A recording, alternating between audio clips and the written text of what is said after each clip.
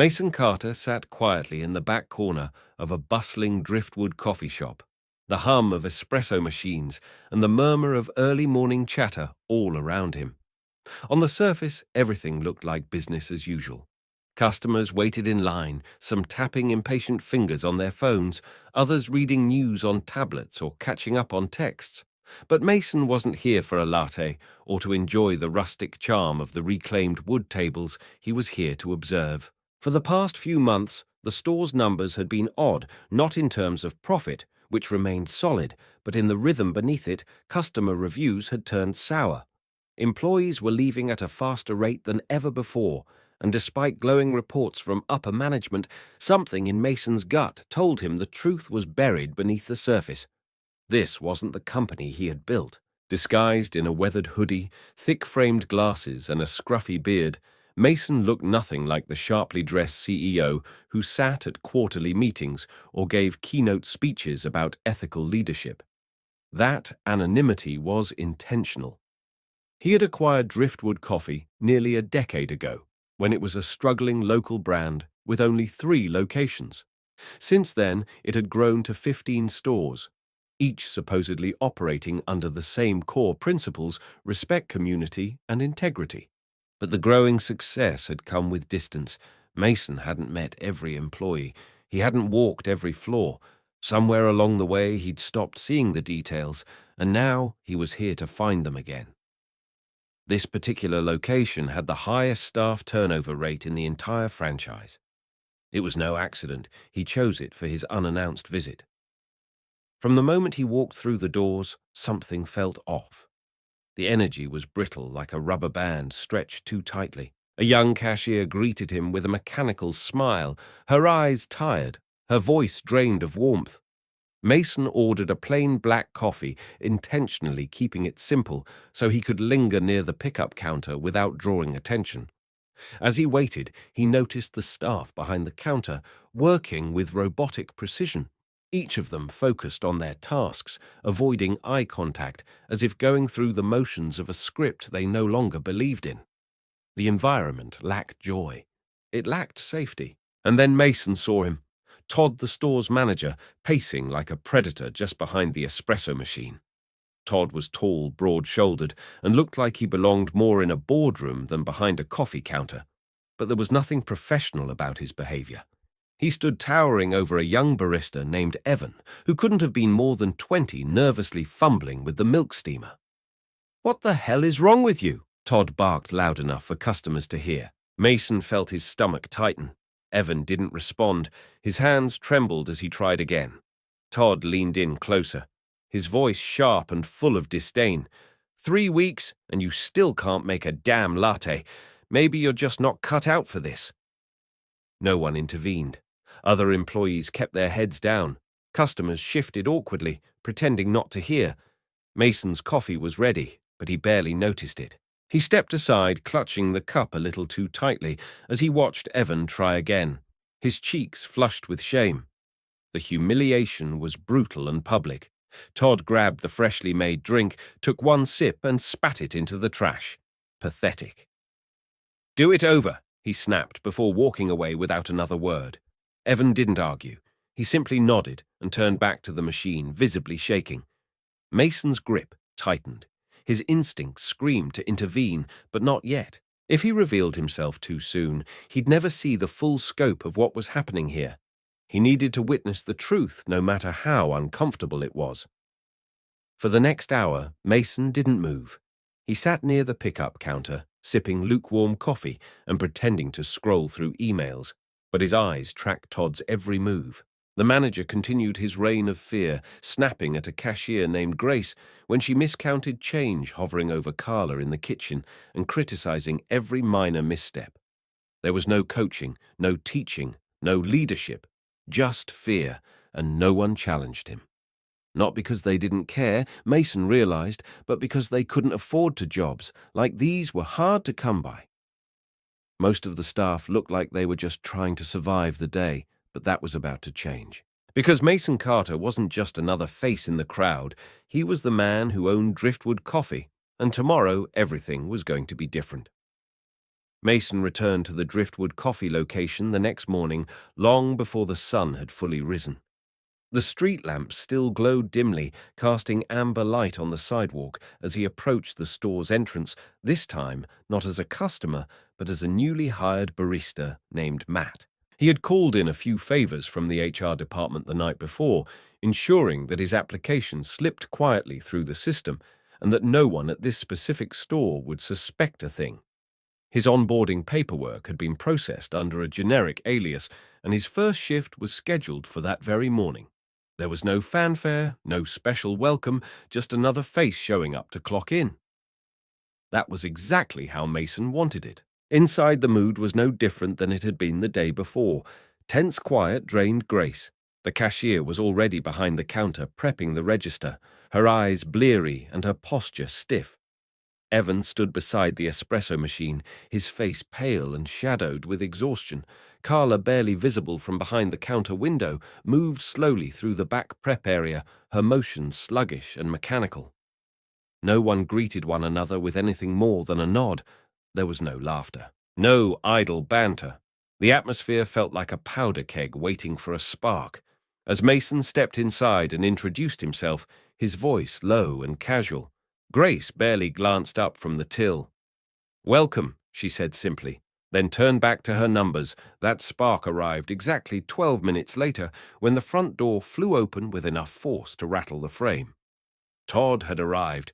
He didn't acknowledge anyone, not a hello, not a nod, not even a glance. He walked through the store like he owned the air everyone breathed. "Where's my sales report?" He barked to no one in particular as he stormed to the back. The silence that followed was deafening. Evan flinched. Grace's fingers moved more urgently across the register. Mason felt it in the air, the shift in energy like a storm rolling through moments later. Todd emerged with a coffee in hand, one someone had clearly made for him before he could even finish demanding it. His gaze scanned the staff before landing on Mason. "You the new guy?" he asked flatly. Mason nodded, careful to keep his demeanor neutral good. "Let's see if you're as useless as the rest of them." Mason stepped behind the espresso machine without hesitation, the smell of coffee and steamed milk filling the air. His hands moved with practiced grace, grinding beans, prepping the portafilter, steaming the milk with precision. In under a minute, he presented a textbook-perfect cappuccino. Todd took a sip and didn't say a word. He simply turned and walked away. Grace, who had been watching from the register, let out a quiet breath. "That's the closest thing you'll ever get to a compliment from him," she muttered.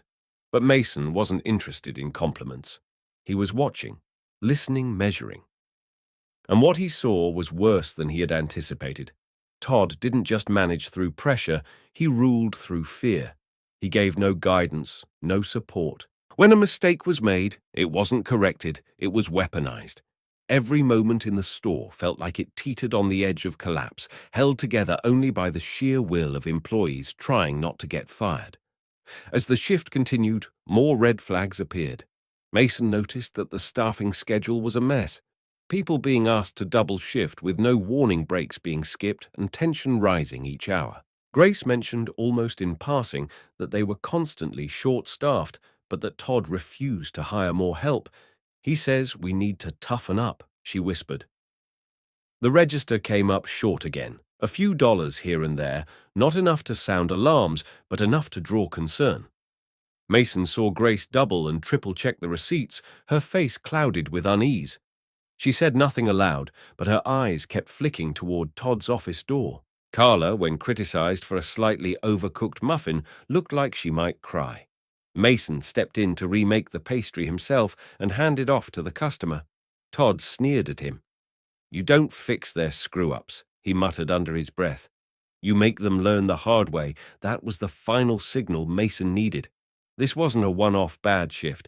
This was a pattern, a system, a toxic culture rooted in control and humiliation, and he wasn't going to fix it from the outside looking in. He needed to stay longer, observe more, embed himself in the daily rhythm of this place.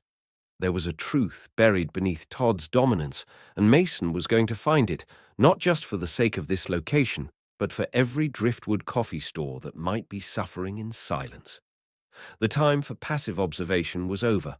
Mason was in, and this time he wasn't just watching, he was preparing to act. By the time Mason walked through the doors of the Driftwood Coffee store for his second shift as Matt, he already felt like part of the background, just another underpaid barista trying to keep up with the chaos. He wore the same plain apron, the same modest name tag, and the same tired look that every other employee seemed to carry. But Mason's weariness was different. It wasn't from long hours or poor sleep. It was from knowing too much and pretending to know nothing. As he stepped behind the counter, he glanced around and instantly recognized the same subtle signs from the day before: eyes that avoided contact backs, that stayed hunched, and voices that kept to the bare minimum. Grace was setting up the register again, her lips pressed into a tight line. Evan moved slowly from the back, still stiff in the shoulders, his hands a little shaky, even before touching the espresso machine. Carla quietly prepped pastry trays with robotic rhythm, like a routine learned under pressure, not passion. The team worked in harmony, but not in peace. It was like watching a band play beautiful music with their heads down, just trying to survive until the final note. As the minutes passed, Mason observed how this team actually performed better when they weren't being watched. Without Todd in the room, their movements became a little smoother, a little less hesitant. Grace cracked a soft joke under her breath that made Evan crack a weak smile. For a moment, it felt like they could breathe, but it didn't last. At exactly 7:01 a.m., the shop door opened again, this time with the heavy clang that had already become unmistakable. Todd had arrived, his boots hit the tile like gunfire, and a silence fell over the crew so fast it was chilling. The light in the room dimmed, not literally, but emotionally. It was as if someone had sucked all the air out, leaving only tension behind. No one greeted him, no one dared. Todd didn't even look at them. He walked past the bar like they didn't exist, and disappeared into the back room with a slam of the office door. Mason watched as shoulders slumped, as eyes dropped, as a collective breath was held and never quite exhaled. Todd's reappearance 15 minutes later was more subtle, but no less impactful. He emerged with a coffee in hand, likely made by someone in fear rather than routine, and scanned the floor with his usual cold gaze. He stopped when he saw Mason, narrowing his eyes slightly. "You, the new one?" he asked, his tone devoid of curiosity. Mason nodded. "Matt," he said, keeping his voice steady and expression neutral. Todd didn't bother with a proper welcome. "Great," he muttered. "Let's see what you've got." Espresso machine. There was no introduction to procedures, no orientation, no moment to settle in. It wasn't mentorship. It was a test, a silent dare to mess up. Mason stepped behind the machine with the ease of someone who had done it 1,000 times, which of course he had, but now he had to hide it. He fumbled just slightly, made his motions look tentative but not clueless, blending into the discomfort of a first-week employee. Todd hovered behind him, arms crossed, watching without speaking. Grace continued ringing up customers, keeping one eye on the transaction and the other on Todd's position like a lookout signaling danger. Evan prepped syrups and milk, but said nothing. Carla stayed in the kitchen, the sound of trays hitting the oven racks more urgent than usual. The vibe in the store had changed completely. No one was collaborating anymore. They were simply reacting, retreating. Todd didn't just control the room, he warped it. Mason noticed how the moment he entered, every workflow that had seemed calm 10 minutes earlier now fractured into uncertainty. Mistakes became more frequent, not less. Grace dropped a receipt roll. Evan spilled a few drops of oat milk. Carla burned her wrist reaching into the oven and winced, but said nothing. Todd said little, but his presence was enough to derail everyone's focus. After an hour, it became obvious to Mason that this wasn't about leadership at all. Todd didn't want to guide his team. He wanted to dominate them. He didn't speak unless it was to criticize. He didn't offer support unless it served his own authority. And he didn't teach. He tested, waiting for others to fail so he could reaffirm his own position. Mason realized the damage was more than procedural. It was psychological. These employees had internalized a routine of silence and self-blame. They moved not to improve, but to avoid punishment. He caught Grace silently mouthing numbers as she double-checked her cash drawer. He watched Evan glance nervously over his shoulder every few minutes, even when nothing was wrong. And he saw Carla, shoulders tight, cleaning the same counter 3 times just to stay occupied. Todd hadn't created a team. He had created survivors. By the end of the shift, Mason knew he had seen enough to confirm what he suspected and more. This location didn't just need better management, it needed rescue. From the ground up, Todd's influence had poisoned every part of the store's culture, but Mason wasn't ready to reveal himself yet. Not until he understood the full extent of the damage, and not until he found a way to rebuild what had been lost. Because this wasn't just about firing a bad manager. It was about restoring the values Driftwood Coffee was built on. And as he hung up his apron and nodded goodbye to the others, Mason promised himself one thing. The next time Todd barked an order, it wouldn't be to Matt the barista. It would be to Mason Carter, the man who owned the company Todd had been slowly destroying. By his third shift, Mason no longer needed to pretend he was getting the hang of things, though he kept up the appearance of learning. Every move he made behind the espresso machine spoke of quiet mastery. From the precise grind of the beans to the perfect microfoam swirl atop a cappuccino, his skill became hard to ignore even for someone as dismissive as Todd. On that particular morning, a rush had flooded in just after opening. The line snaked to the door, and Evan looked like he was on the verge of collapse. Todd barked for Mason Matt to the team to take over the machine. Mason did so without hesitation, producing drinks at a pace and quality that left even Todd momentarily speechless. The store ran more smoothly during that hour than it had in days. No mistakes, no complaints. But Todd didn't offer praise, he simply gave a half grunt of acknowledgement and moved on. To Mason, that reaction said everything. Todd didn't value performance, he valued control. As the shift went on, Mason kept his eyes open, taking mental notes on everything that felt wrong. And there was a lot. The staffing situation was worse than he thought. Evan was pulling doubles back to back without formal breaks. Grace confessed in a whisper that she hadn't had a weekend off in almost a month. Carla had arrived early to prep, despite only being scheduled for the closing shift because someone had to get it done, she said with a shrug, as if expecting no recognition. No one had time to breathe, let alone recover between shifts. There was no rhythm to the schedule, only chaos disguised as hustle. Mason checked the back schedule pinned near the break room and saw what looked like a game of Tetris gone wrong. Hours jumbled together, names repeated with barely any gaps between them. It was a clear sign of systemic overload, and worse yet, no one had complained. They were too used to it. The register situation raised even more concerns. That day, Grace once again found herself reconciling a drawer that didn't quite balance a few dollars off, nothing dramatic but enough to notice. She triple-checked her receipts, shaking her head slowly, as if trying to convince herself it was just human error. Mason stood nearby, wiping down the counter, watching as her fingers clenched the edge of the cash tray.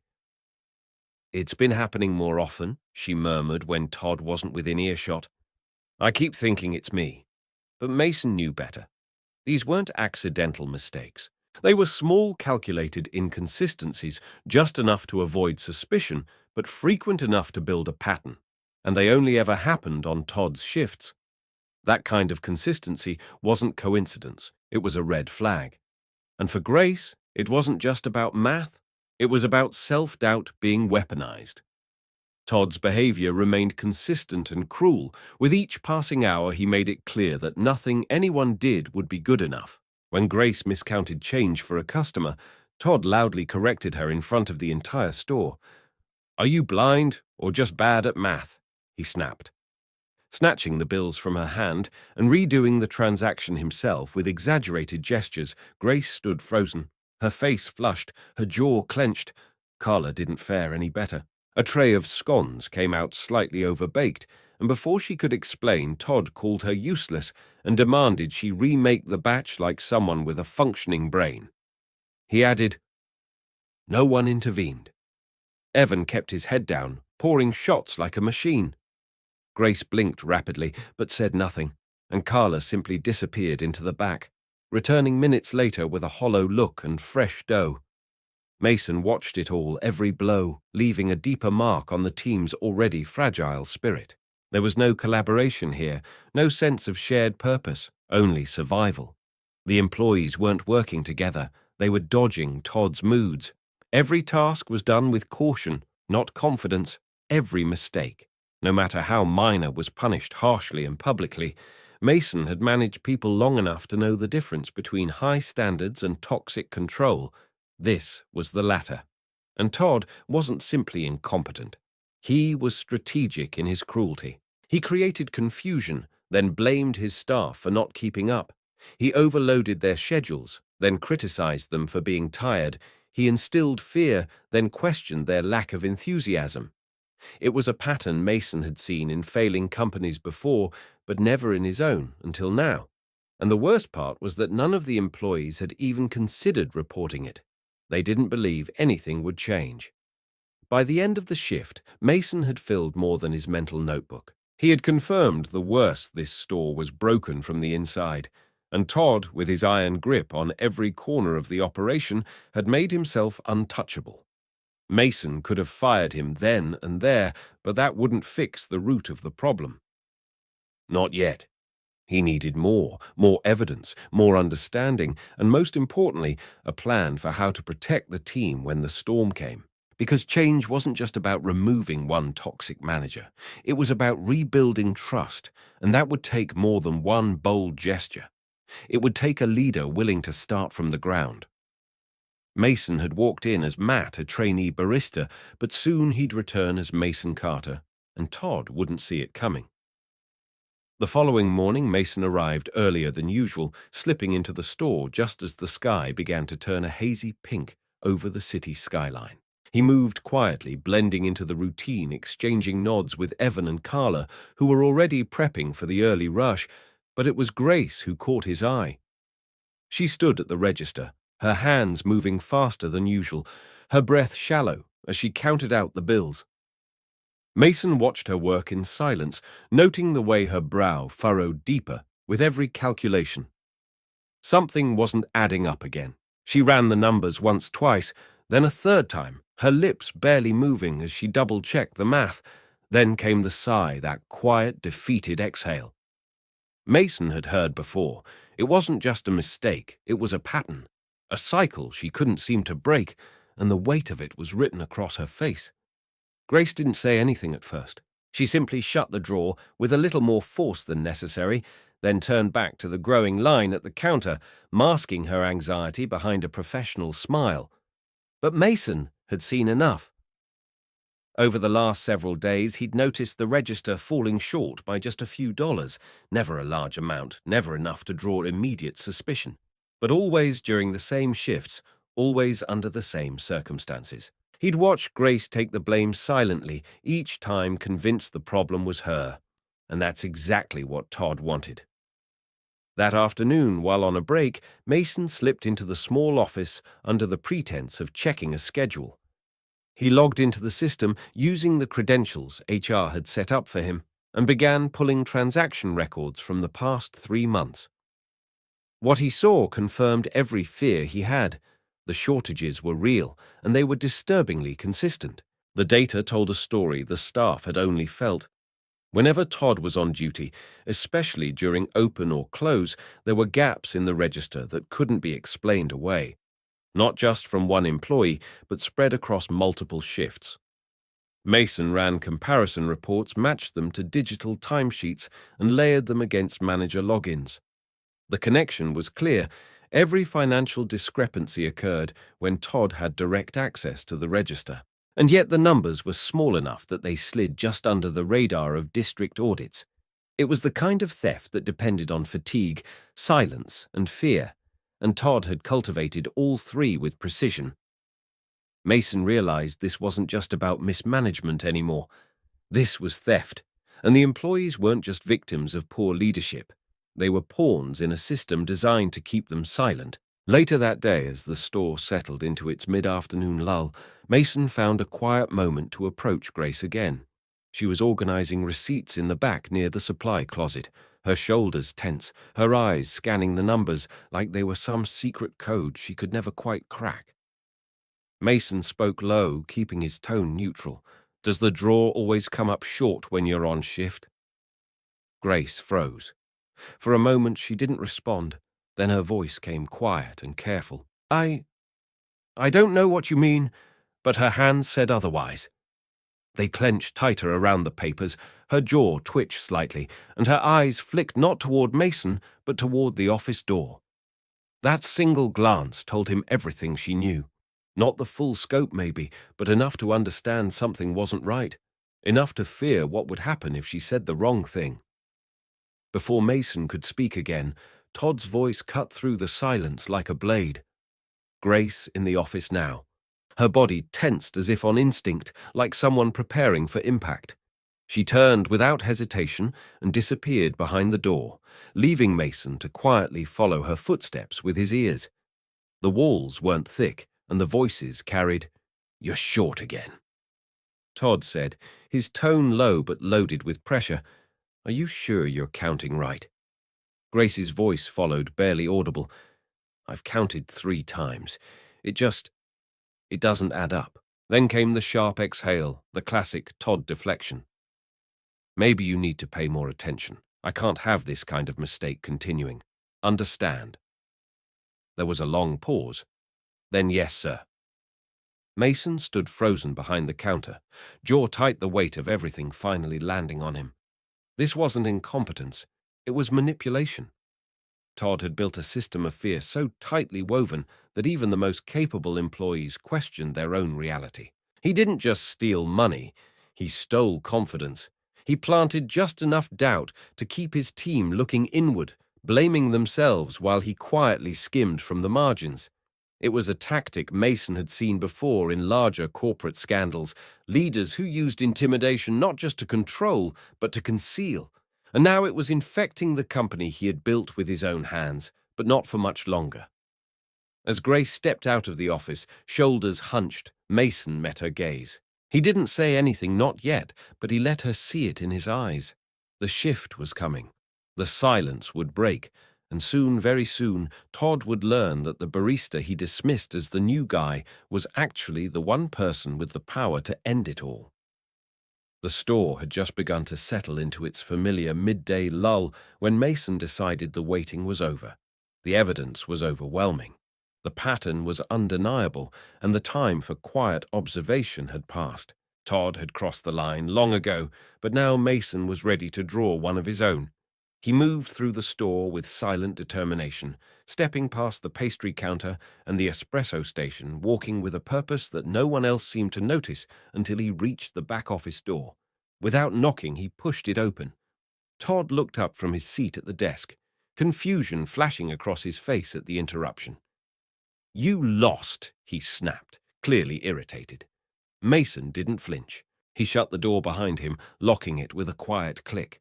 Then, with calm precision, he removed his glasses, ran a hand through his hair, and stood taller. The disguise slipped away, and in its place stood Mason Carter, not Matt the barista, but the CEO and founder of Driftwood Coffee. For a second, Todd didn't speak.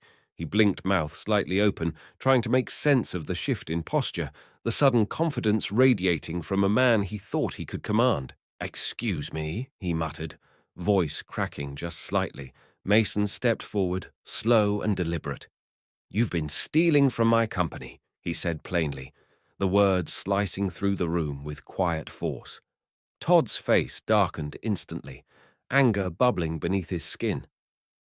"That's a serious accusation," he replied, straightening in his chair. "You better be careful." But Mason didn't blink. He pulled a folded report from the inner pocket of his apron and placed it on the desk with purpose. Not an accusation. A fact. He said, 6 months of transaction data. Every single register shortage, every missing dollar, every shift where you had access. It's all here. Todd leaned forward, eyes flicking to the paper. Scanning the top page, Mason watched as the confidence drained from his face in increments. He didn't need to say more. The audit said everything. Still, Todd tried to recover. "This doesn't prove anything," he said, voice rising. "Now you don't have video." "You don't have what I have," Mason cut in sharply is a consistent trail that points to you and only you. You created confusion, you fostered fear. You made sure no one would speak up because you taught them to doubt themselves. You pushed my people to the edge, and then you used that silence to cover your theft. Todd stood now, his fists clenched, but Mason didn't move. The silence between them swelled, full of unspoken power. "You think you can fire me without proof," Todd hissed. "I don't think," Mason replied. "I know." Todd opened his mouth again, but this time Mason held up a hand to stop him. "Security will be here in 5 minutes," he said coolly. "You'll be escorted out. There's no severance, no apology. And if I find out you've done this at any other store, I will press charges." Todd's face turned red jaw, clenched so tightly that his neck muscles twitched, but the fight had drained from him.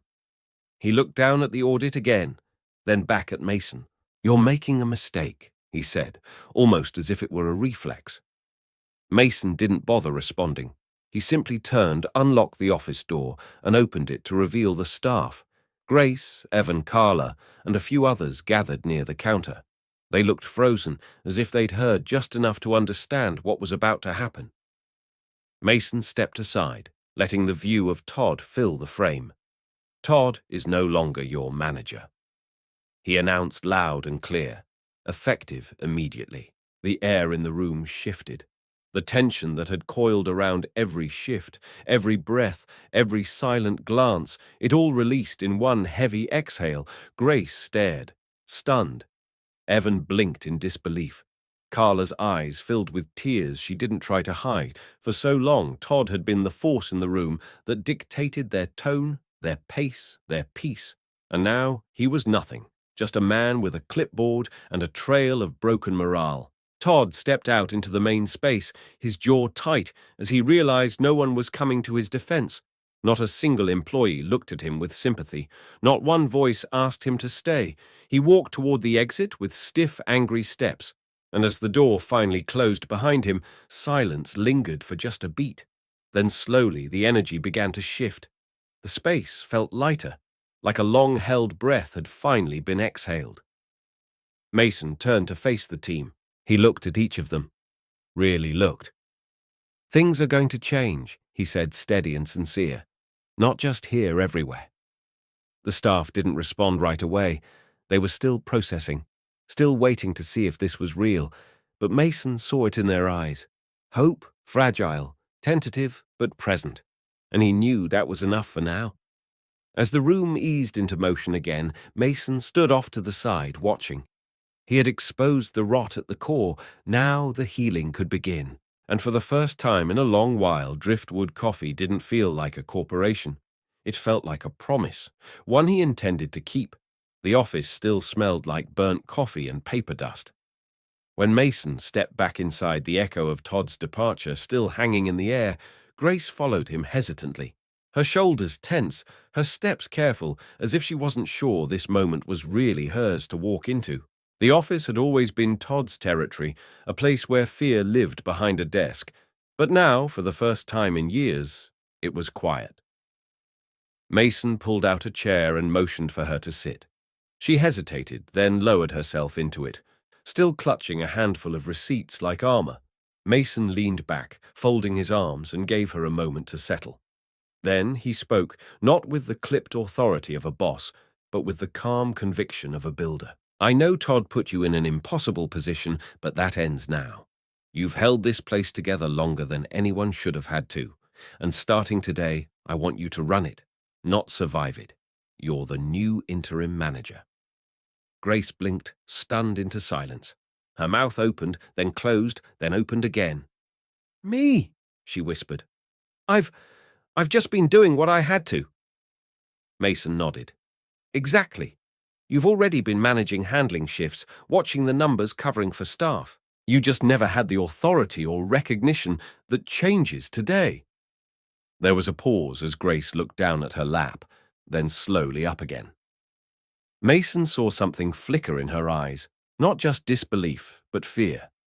Not of failure, but of hope, the kind of hope that's too heavy to hold until you know it's real. "We need more people," she said suddenly, as if the truth had been waiting to be spoken. Everyone's stretched thin. Evan's been pulling doubles. Carla's working split shifts, just to keep the prep going. We can't keep doing this. Not if we want to rebuild. Mason didn't hesitate. Then start hiring.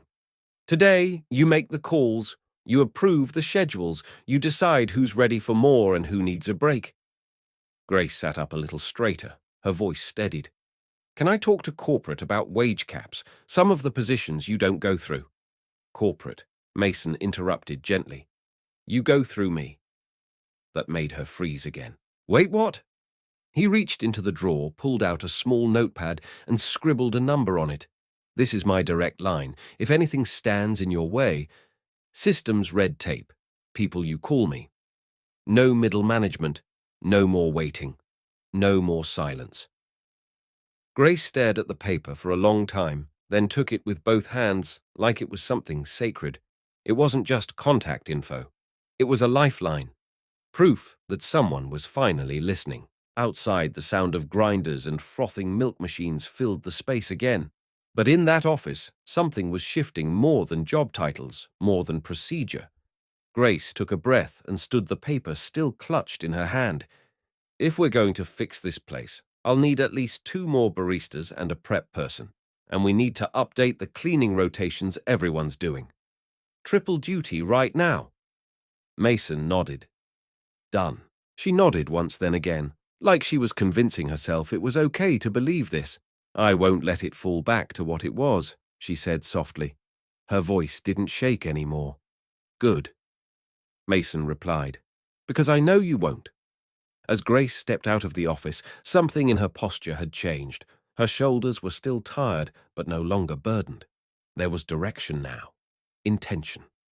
Evan looked up from the dish station, eyebrows raised. Carla peeked around the corner, curious. Grace is your new manager, Mason called out just loud enough for everyone to hear. She's in charge, and if she needs anything, she has my full backing. The team stood still for a second, unsure how to react. Then Evan gave a slow nod. Carla smiled just slightly, but it was there. The shift was happening, not just in words, but in how they looked at Grace, no longer as a teammate covering extra hours, now as someone with the power to protect them. Mason watched it all from the edge of the store, arms folded, heart steady. It wasn't a press release or a policy memo that made this moment matter. It was trust, earned through action built one step at a time. Todd had ruled with fear, but Grace would lead with understanding. And Mason knew that was how real leadership began, not with loud declarations, but with quiet decisions backed by unwavering resolve, the kind of leadership Driftwood Coffee had always promised and was finally ready to deliver again. The air inside Driftwood Coffee felt different now, not just quieter, but lighter, like a pressure valve had finally been released. In the hours following Todd's dismissal, Mason remained in the store not as a CEO towering over his team, but as a quiet observer blending into the background. He leaned near the service bar apron, still on pretending to restock stir sticks, while his eyes scanned the room. He wasn't watching for mistakes anymore, he was watching for healing. Grace had stepped into her new role with both caution and quiet authority, checking the schedule, talking one-on-one with each team member, asking, not ordering what they needed. And slowly, the team responded. They didn't leap into change. They crept into it inch by inch, like people testing the strength of a bridge after a storm.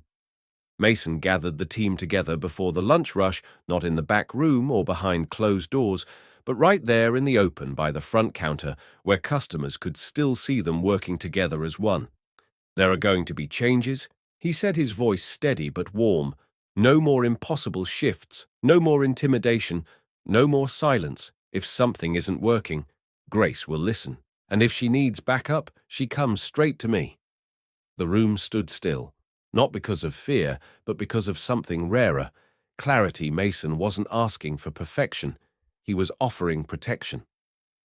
That shift from surviving to being supported began reshaping the entire culture, right there on the floor tiles where people had once stood paralyzed by fear.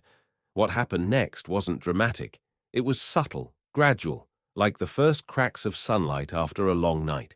Carla, who'd barely spoken above a whisper for weeks, cracked a joke as she restocked pastries, and Evan laughed. Really laughed for the first time since Mason had arrived. Grace didn't micromanage. She observed, stepped in where needed, and quietly thanked her team for their effort. When a small error came up with an order, she handled it with patience and clarity, not blame. And Mason watched with pride as Grace's natural ability to lead began to blossom, not from a title, but from trust. She didn't need to bark orders. She simply showed up, ready, calm and steady, and her team, sensing that steadiness, began to stand taller too. As the afternoon rush arrived, something else shifted tempo. Orders came in fast, but there was rhythm now, not panic. Grace kept the line moving with precision, while Evan nailed every espresso pull, and Carla moved like a chef who finally had space to breathe. Even the customers noticed. Smiles came easier. Conversations flowed again. The air no longer felt electric with anxiety, it felt alive. Mason stayed behind the bar, lending a hand when needed, but mostly staying out of the way, letting the store find its own new heartbeat. He'd learned long ago that rebuilding trust didn't come from control. It came from space, from allowing people to rediscover what they were capable of when no one was stepping on their neck. By late afternoon, Mason took a quiet step back. He leaned against the counter, arms folded, and watched the store operate like the place it was always meant to be. Not just a coffee shop, but a community. A place where people could grow, where mistakes were teachable. Moments, not weapons, where leadership wasn't about power, it was about presence. Grace caught his eye from across the room and gave a nod, not seeking approval, but acknowledging alignment.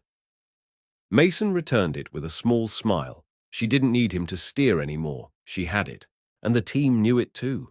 As the sun began to dip low in the sky, casting golden light across the storefront windows, Mason quietly slipped out through the side door. No announcement, no grand goodbye, just a silent promise to himself that this wouldn't be the only store to change.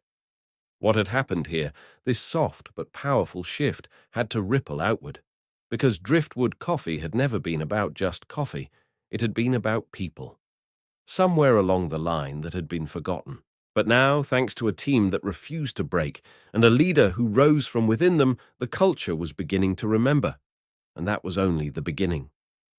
Mason didn't return to his corner office after the events at the store, not right away.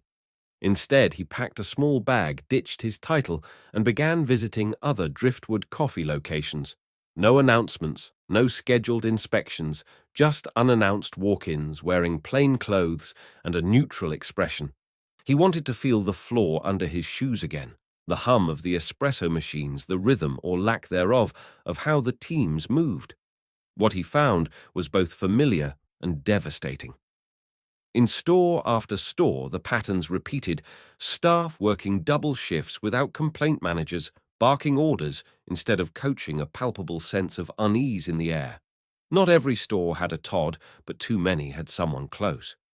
Mason asked questions, simple ones. How's your shift been? When's your next day off? Do you feel heard? And again he saw it.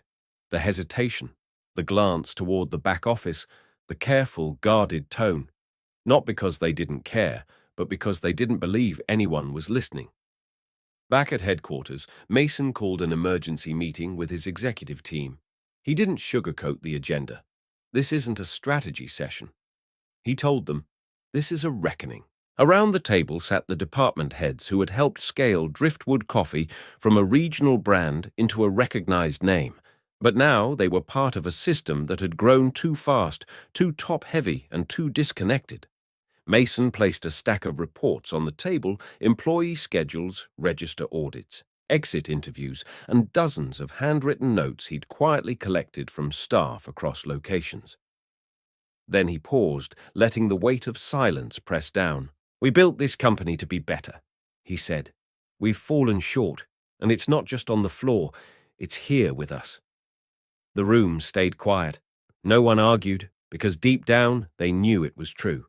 Mason then laid out the new direction, not with buzzwords, but with action.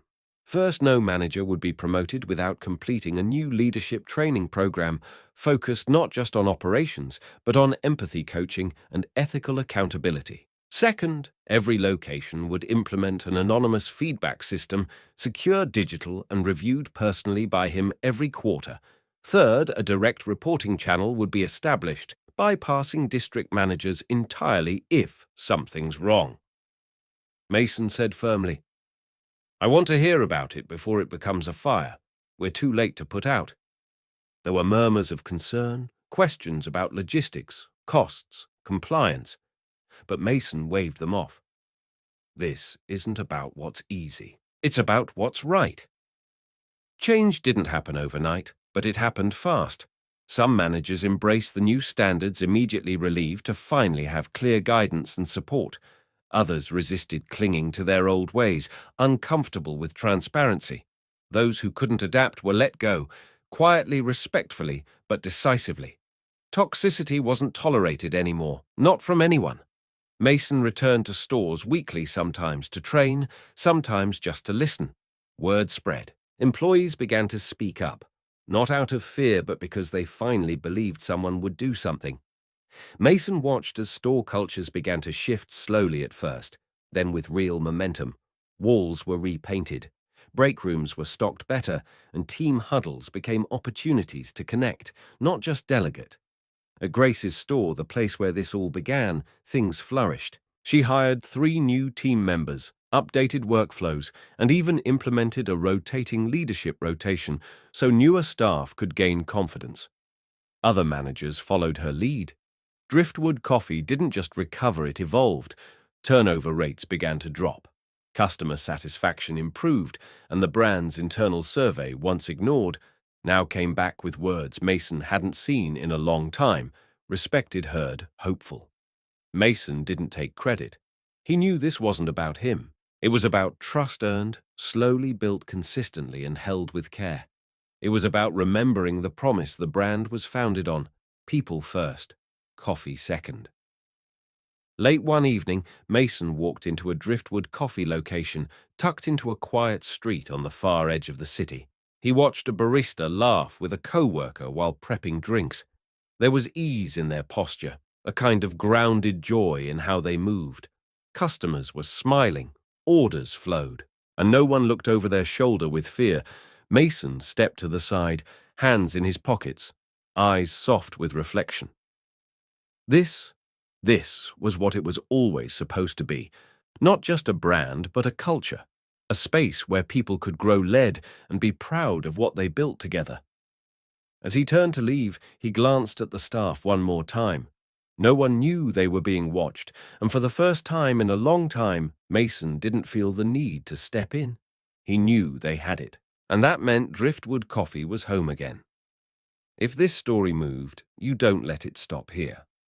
At Deep Inside HQ, we share real stories that uncover hidden truths, challenge injustice, and shine a light on the quiet heroes among us. If you believe in empathy over ego and leadership that listens, hit that subscribe button.